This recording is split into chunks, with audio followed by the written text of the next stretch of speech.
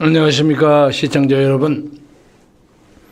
오늘 제목은 윤석열 대통령이 드디어 칼을 뽑았다 하는 제목으로 태양광 문제하고 중앙선관위에 대해서 대통령의 의지가 나타나는 사건에 대해서 집중적으로 조명하고자 합니다. 그러나 그러기 전에 제가 아침에 그 5.18 가짜 유공자 규명 및 민간 5.18 진상규명조사위원회 출범식에 가서 축사를 했습니다. 그걸 미리 좀 말씀드리겠습니다. 이렇게 생긴 그 책자인데요. 이 책자에 아주 굉장히 귀중한 자료가 많이 꼽혀 있습니다. 그래서 앞으로 여러분이 기회가 있으면 이것을 살펴봐 주시기 바랍니다. 그리고 이건 이제 스카일 데일리 회사에서 주관한 것이고, 오늘 특히 제가 그 자리에 가서 한 40년 전부터 그 사나이가 누굴까 하고 관심을 가졌던 한 사나이를 만났습니다.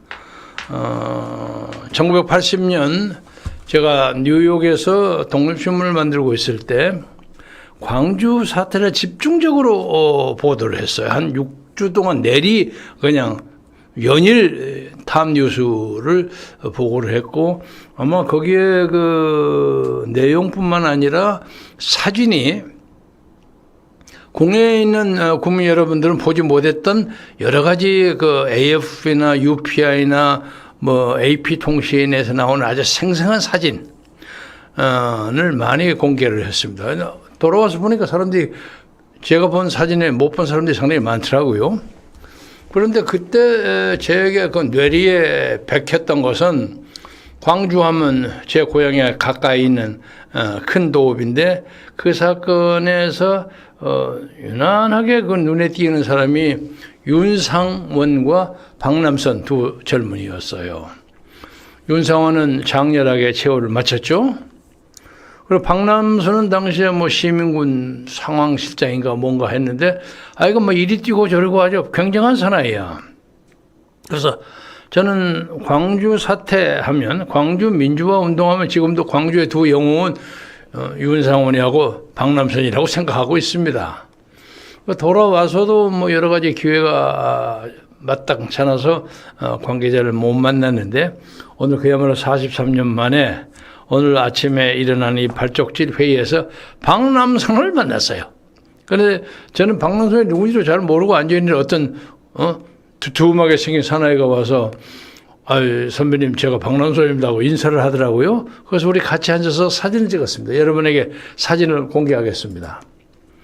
이렇게 됐습니다. 그런데 아침에 저도요, 사실은 붉은 넥타이를 차려고 맸는데, 붉은 넥타이가 이렇게 그 인공적으로 줄이고 느리고 하는 그런 거에서 가끔 삐뚤어져요.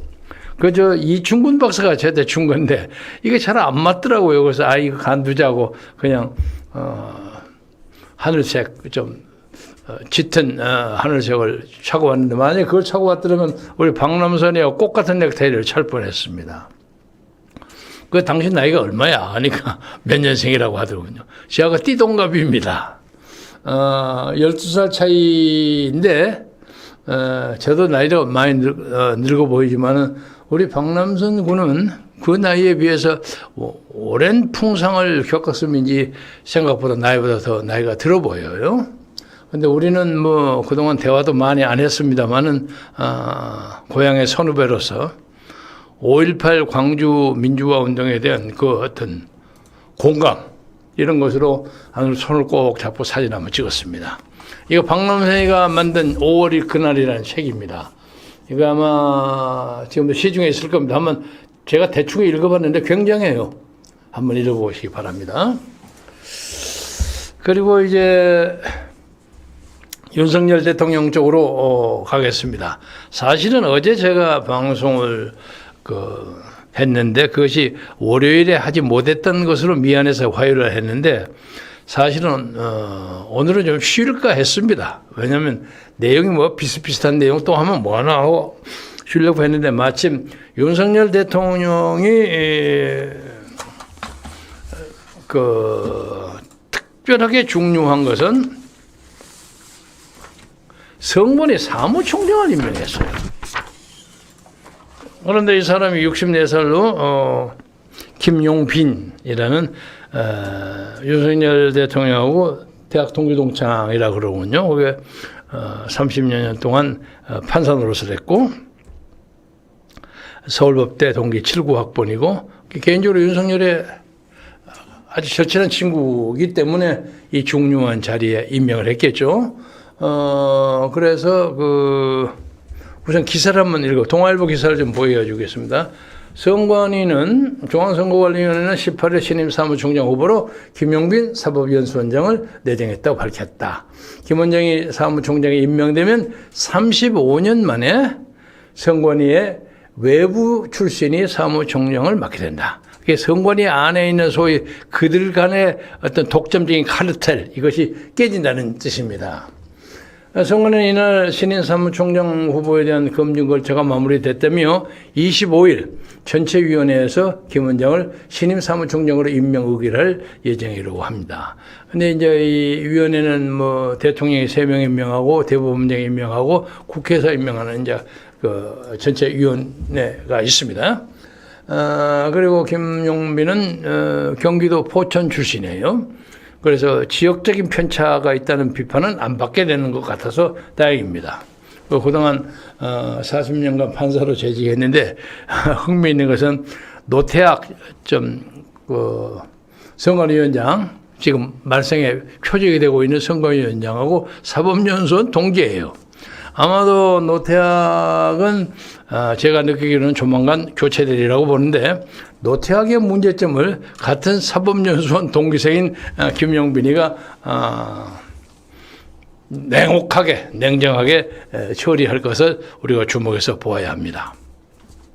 그리고 제가 이제 태양광 하기 전에 이제 선관위 문제를 중점적으로 얘기하는 것은 우리나라 모든 정치적인 맹점의 문제가 이 중앙선관위에서 나옵니다. 그러니까 중앙선관위원회는 우선 선거의 절차와 그 내용을 결정해서 집행합니다. 그러니까 우선 많은 국민들이 반대하고 있는 사전투표, 그것도 중앙선관위에서 관리를 하는데 사전투표를 받아가지고 그냥 며칠간 보관하는 상태가 엉터리고 모든 사람들이 이거 문제라고 주장하는데도 세워라 가라 하는 식으로 그냥 선관위는 그걸 유지하고 있고 그 안에 개인적인 무슨 끼리끼리 하는 이권 카르텔의 문제는 오늘 새삼스럽게 여기서 얘기 다 안 하겠습니다. 여러분이 많이 아시는 거고 사직당국에서 그것은 냉정하게 수사해서 처리하리라고 봅니다. 그런데 이런 문제를 깨는 외부 인사가 하나 들어갔어요. 외부 인사가 들어갔다는 사실만으로도 적어도 윤 대통령이 중앙선거관리위원회를 혁파하겠다는 의지가 보인다고 저는 평가합니다. 그래서 이제 김용빈 새 사무총장이 선관위의 사무총장직을 맡고 난 다음에 무엇을 할 것인가? 그런 것은 잘 알리라고 생각합니다. 아직 쟁점이 다 나와 있습니다. 그래서 이제 선관위 내부 사람들의 인적 카르텔이니 무슨 경비 유용이니 이런 내부적인 문제뿐만 아니라 선거 과정 자체의 문제점을 핸들해 주기를 바랍니다. 특히 사전선거 운동에 대해서 사전투표에 대해서 많은 사람들이 반대를 해요. 그러니까 그것을 그냥 본투표에서 그냥 할 수 있는 방안을 강구해 주기를 바라고 지금까지 있어 왔던 여러 가지의 문제, 의혹투성이의 선거에 대해서 그것을 혁파해서 정비하기를 바랍니다. 그리고 거기에서는 이때 권력의 체제가 좀 바뀌어졌으니까 내부 고발자도 있으리라고 생각합니다. 그리고 내부 고발자뿐만 아니라 밖에 이 선거제도의 전문가가 우리나라에 질비합니다. 공병호 박사라고 하시죠. 도둑놈들이라는 책 3권이가 쓴 사람. 선거에 관한 빠삭합니다. 그 조슈아라는 젊은이도 있고, 조슈아는 이 투개표 기계 조작과 거기에 입력하는 데 대해서는 대한민국에서 둘째 가는 사람입니다. 그리고 거기에 무슨 확률을 따지는 학자, 여러 가지가 많이 있어요. 그래서 이 선관위 문제에 대한 전폭적인 감사를 하기에 무슨 감사원에서 조사하는 것도 중요하지만 민간인의 어떤 특별한 태스크포스를 만들어서 그것을 걸러내는 것이 윤석열 대통령이 앞으로 있을 선거를 투명하게 진행하겠다 하는 의지를 보여주는 거라고 봅니다. 그래서 저는 오늘 김용빈 현 사법연수원장을 연수원장을 선관위 사무총장 후보에 내정한 것은 아마 윤석열 정부 들어서 가장 근사한 인사 조치가 아닌가, 가장 주목할 만한 인사, 이렇게 평가합니다. 그래서 앞으로 이 문제에 대해서는 여러 사람들의 의견이 많이 돌출될 것입니다. 이것을 잘 처리해서 해 주시기를 바라고, 그 다음에 이제 이 중립성 확보의 문제에 대해서 여러 사람들의 의견을 내고 있는데 제가 몇 개 소개하겠습니다. 우선 중앙선거관리위원회의 중립성 확보를 위해서 개헌을 통해서 대통령의 중앙선관위원 추천목을 없애는 대신 국회의 추천목을 늘려야 한다는 제언이 18일에 나왔습니다. 이게 홍익대학교 법학과 교수인 장용근 교수의 안인데 어저께 서울 종로구 관훈클럽에서 정신영 기금회관에서 한국 정치평론학회 주최로 열린 선거관리의 공정성과 투명성을 토론해서 발제했습니다. 그래서 앞으로 이런 문제도 선관위에서 잘 수용해 주기를 바라고요. 아까도 잠시 말씀드렸습니다만 선관위원은 대통령이 3명, 그리고 국회 선출목이 3명, 대법원장이 3명 이렇게 되어 있는데 그중에서 선관위원장은 주로 그 대법원장이 그 지명하는 그 3명 중에서 관례적으로 선관위원장이 지명이 되어 왔습니다. 그러나 이것도 대통령이 임명하는 3인의 경우에는 선거 시 선거운동 관련 문제가 발생하면 여당의 입장과 시각으로 볼 여지가 많습니다. 문재인 정부 때 그 확실하게 드러났죠. 그래서 중립성 훼손을 불식시키기가 어렵다. 그래서 아까 정 교수는 대통령 3인 임명, 국회 3인 선출 부분을 국회에서 6명을 선출하는 방향으로 개선한다면 독립성과 공정성 보장 목적에 부합할 것이다. 이렇게 얘기하고, 또 대법원장이 지명하는 3인의 선관위원은 대법원이 지명하는 것보다는 대법관 회의에서 지명하도록 하면 중립성 시비를 감소시키고 중앙선거관리위원회의 신뢰를 중재시킬 것이다. 이런 재미있는 아이디어가 있습니다. 그래서 이와 관련해서 그 TV에 잘 나오는 경희대학교 김민전 교수 있죠? 강적들에도 잘 나오고 하는 휴머니타스 칼리지 교수는 선거 관리의 민주성과 공정성을 확보하는 방법으로 사전투표를 폐지해야 한다. 그러니까 우리 국민의 대다수의 유권자들이 사전투표 옳지 않다 하고 주장합니다. 그리고 이제 김민정 교수가 지금 김한길 의원이 하고 있는 국민통합위원회 정치분과 지역분과 위원입니다. 그래서 국민통합위원회도 이러한 생각을 가지고 있지 않을까 하는 생각을 해서 사전투표는 차제 철저하게 재검토를 해야 한다고 생각합니다. 특히 우리가 잘 아는 얘기입니다. 김민정 교수가 사전투표는 5일 정도의 투표함이 보관된 후에 개표한다는 점이 각종 불신의 원인이 되고 있다. 그런데 5일 정도를 어디다 보관하는데 그 보관 상태도 불분명하고 좀 꺼림칙하는데, 그러니까 그 5일 동안에 그걸 얼마든지 바꿀 수 있다는 가능성이 있는 거예요. 그렇지 않습니까? 그래서 그게 각종 불신의 원인이 되고 있으면서 사전투표는 폐지하고 당일 투표, 관외 투표로 투표제도를 간소화해야 된다.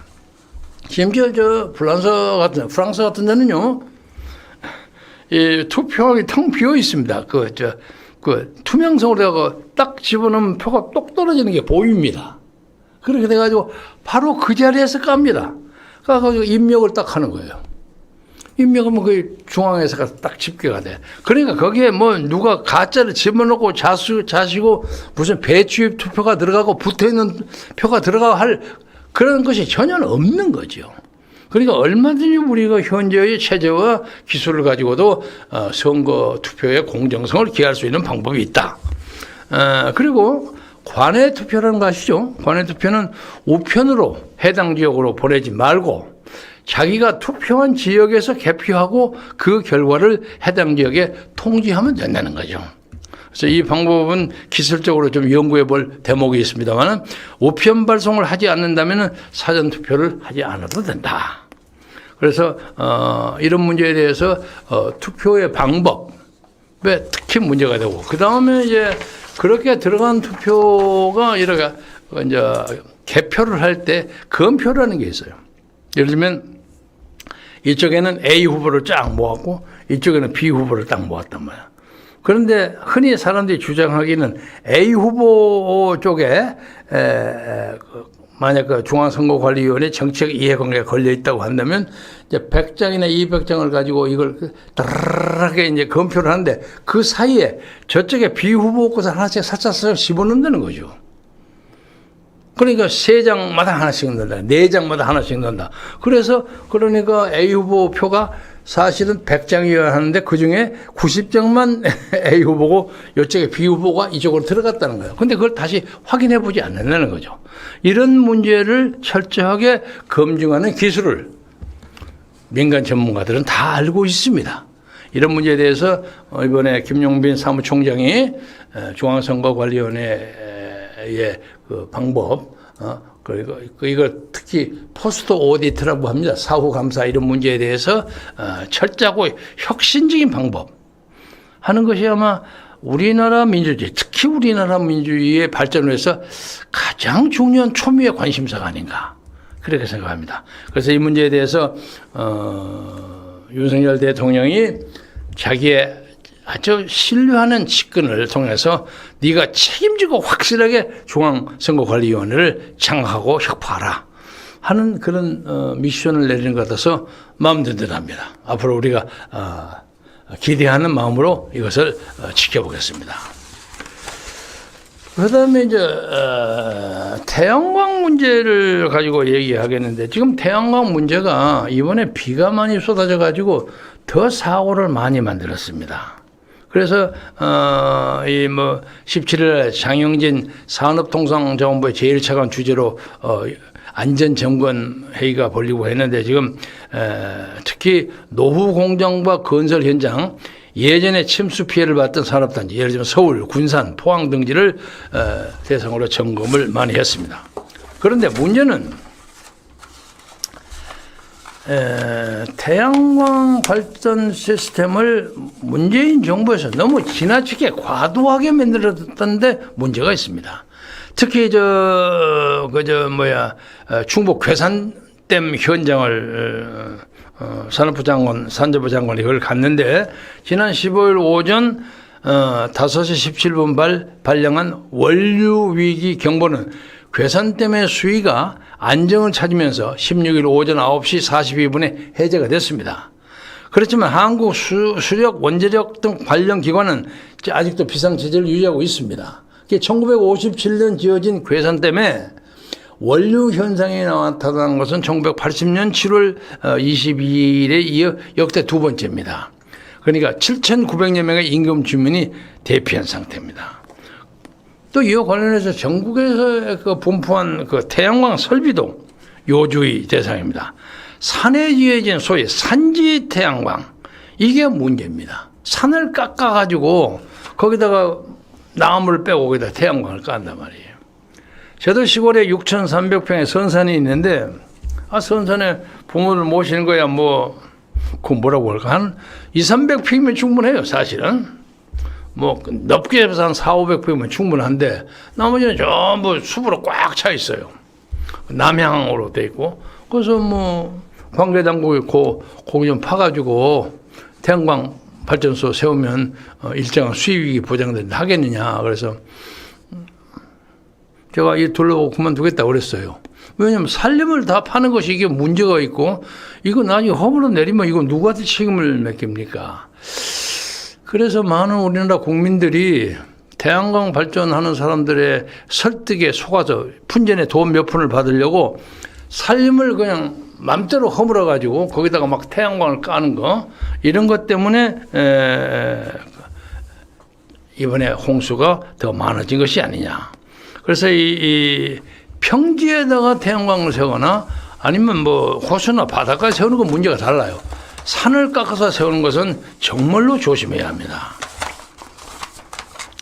한 예를 들면 지난 8월에 강원도 횡성군 둔내면에서 발생한 산사태도 태양광 시설을 짓는 과정에서 이루어진 벌목, 지형 변경 등이 주요 원인이 됐던 것으로 확인됐습니다. 그래서 특히 이번에 한전 전력통계월보 5월호에 따르면 이번에 집중호우로 큰 피해를 본 경북과 충북 지역엔 각각, 이게 중요합니다. 각각 3,063메가와트, 1,220메가와트 규모의 태양광 발전 설비가 들어서 있습니다. 경북과 충북에. 근데 이게 전국 태양광 설비의 각각 13.8 내지 5.5%의 비중을 차지하고 있습니다. 굉장히 많습니다. 그러니까 이렇게 산지가 많은 데를 깎아가지고 무리하게 태양광을 만들어 놨기 때문에 이 지역에 강우가 집중되면 산사태 위험이 가중되는 것이죠. 그래서 이런 문제에 대해서 국토부 그리고 환경부 이런 사람들이 철저한 관리를 하고 어제 제가 그런 말씀을 드렸습니다마는 국토를 관리하는 것을 어린아이들 관리하듯이 아깝게 귀중하게 관리해. 막 파고 제치고 오르면 안 됩니다. 그리고 지금 대한민국에 지금 이 태양광 조사해야 할 대상 시설이 너무나 많아서 세부적 진단에는 아직 한계가 있다는 그런 지적이 나오기도 합니다. 그래서 자연적 산지보다는 태양광 설비를 인위적으로 조성된 산지 태양광 이것이 강수나 산사태에 훨씬 더 취약하다.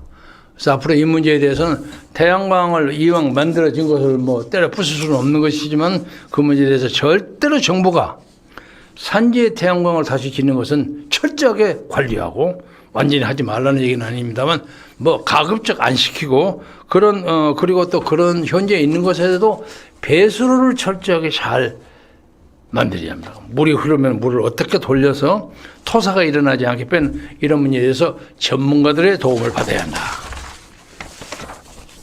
그래서 오늘 현재로 봐서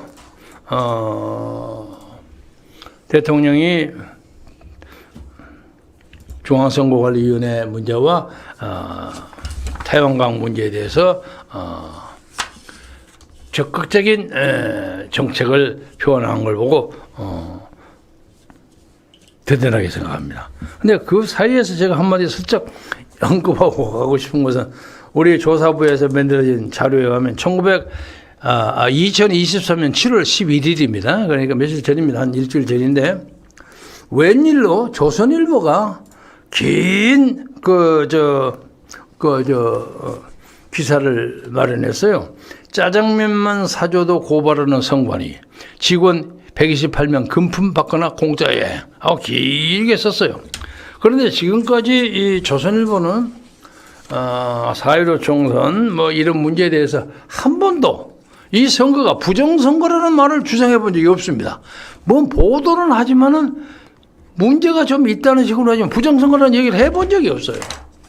그러니까 이제 눈치를 보면서 중간에서 어물어물 문재인 눈치도 보고 그리고 독자들의 심기도 살피고 그래야 되기 때문에 그 말을 딱 떨어지게 하지를 않았다는 그런 기회주의적 속성을 보이고 있는데 언론은 그래서는 안 된다고 생각합니다. 그래서 제가 이와 관련해서 이 조선일보가 가지는 이렇게 물에 물탄 듯 술에 술탄 듯 이런 식의 보도 때문에 지금까지 4.15 선거 이런데 전혀 부정선거가 없다고 주장하는 사람들이 있어요.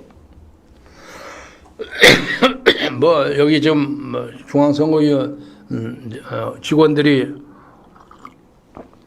뭐 청탁받고 뭐 어디 뭐 여행 가고 뭐 수없이 많은 재료가 있습니다만 오늘 그건 다 안 하겠습니다.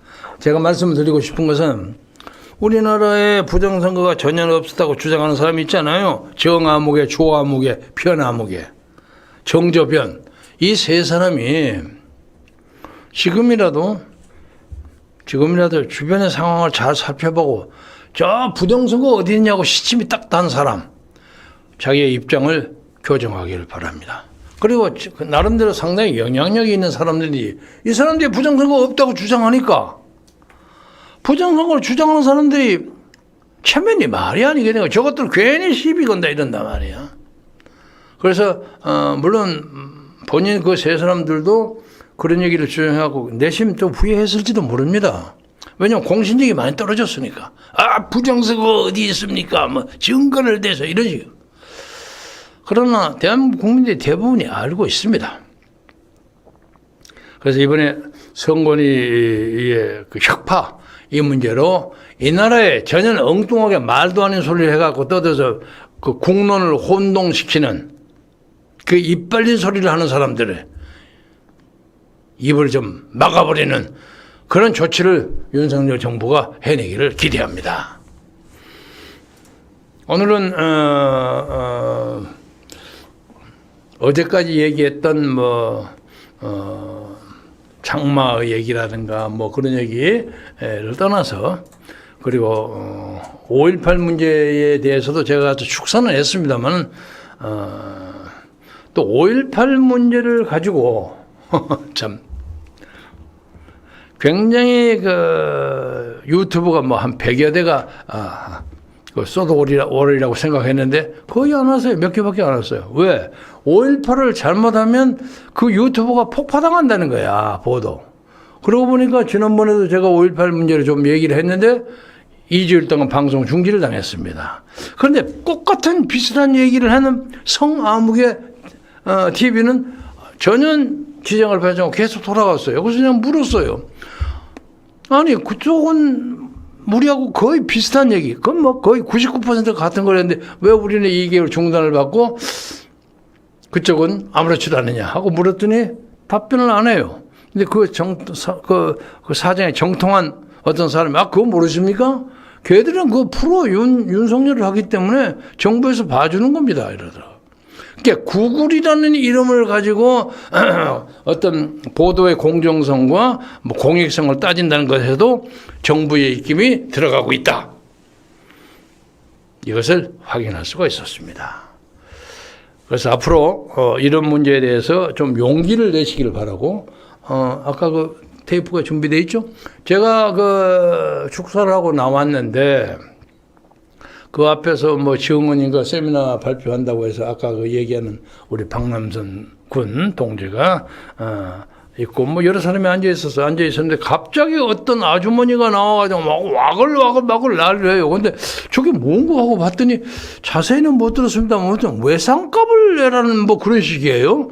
그래서 하여간 무슨 내용인지 모르는데 우리 이상무 기자가 그 현장을 제가 따는 후에 일어난 일인데 하나 찍었습니다. 그 여러분 참고 삼아 그 영상을 한번 보아주시기 바랍니다. 돌려주세요.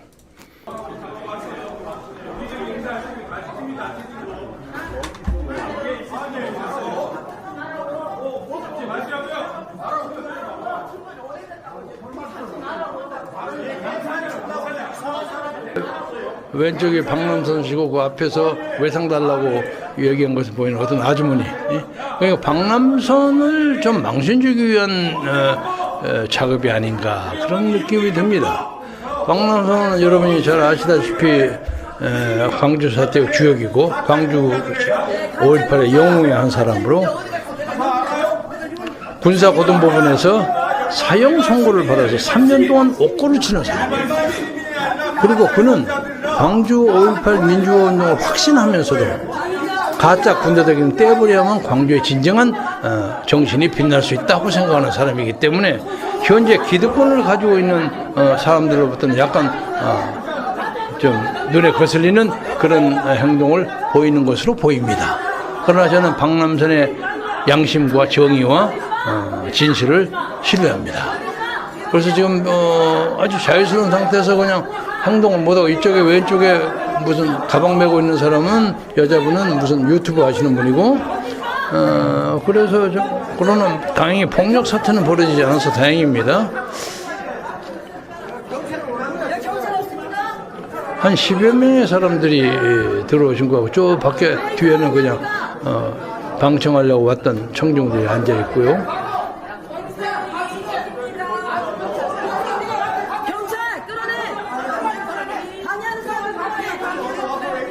그래서 앞으로 이 소위 가짜 민주화 운동, 뭐 파헤친다는 이런 운동 이게 오늘 시작한 건데 앞으로 우여곡절만이라고 생각합니다만은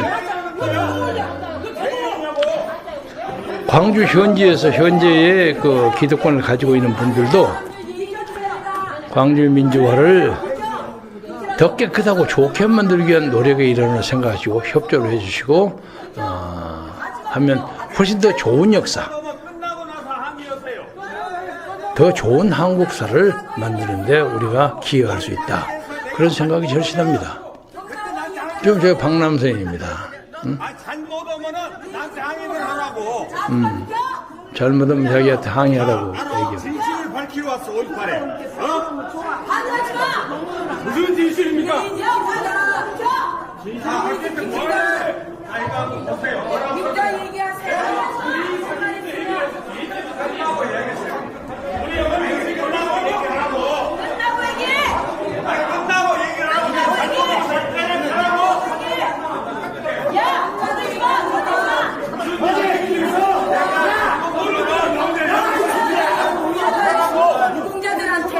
광주는 광주 사태 당시에 130여 명이 목숨을 잃었고 700여 명이 부상을 당한 걸로 되어 있습니다.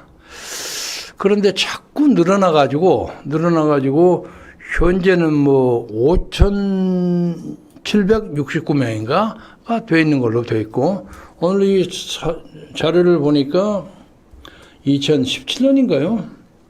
민주당의 상임 고문은 누구예요?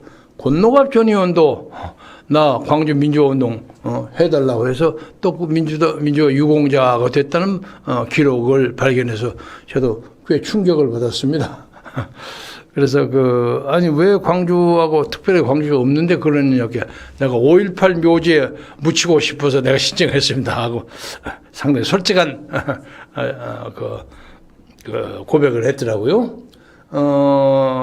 이건 관계없는 것이고 그래서 하여간 광주 문제가 지혜롭게 모든 사람이 이해하는 태도에서 그것이 잘 마무리되는 것이 우리가 성숙한 민주국가의 국민의 그 지혜와 용기를 보여주는 거라고 생각합니다. 그리고 누구를 뭐 헛하고 매도하려고 하는 것이 절대 아니라고 믿습니다. 그래서 스카이델리에서 비롯한 소위 가짜라고 생각되는 사람들은 스스로 그냥 양심 선언을 해서 빠져나갔으면 좋지 않을까. 제가 뭐 특별하게 제가 연설한 걸 돌리기 싫어서 지금 안 하고 있습니다만은 그 광주 중에서 우선 광주시에 있는 사람 중에서 약간 좀 애매한 사람들 무슨 인후부증으로 뭐 하고 있는 사람 우선 놔두고 뭐 관계가 있으니까 좀 했겠죠. 그런데 그 외에 5.18 광주 5.18 유공자 사이에 명예 유공자라는 게 있어요. 명예. 그 사람들이 주로 권노갑 의원이나 이런 사람들을 포함한 정치인들이 잔뜩 들어있어요. 그런데 우리가 지금 확인한 바로는 1,000명 이상입니다. 거의 2,000명을 육박하는. 이 사람만 빼내버려도 광주가 훨씬 더 깨끗하고 빛난다고 생각합니다. 그래서 그런 문제에 대해서 관민 여러분의 너그러운 이해와 결단이 필요하지 않는가. 이 말씀을 드리면서 윤석열 대통령도 5.18을 헌법 전문에 넣겠다 하는 후보 시절의 공약을 지키기 위해서는 광주를 깨끗하게 만드는 일부터 선결해야 한다. 이것을 오늘 이 자리를 통해서 다시 한번 강조하고자 합니다. 여러분 건강하고 행복하시기 바랍니다. 고맙습니다.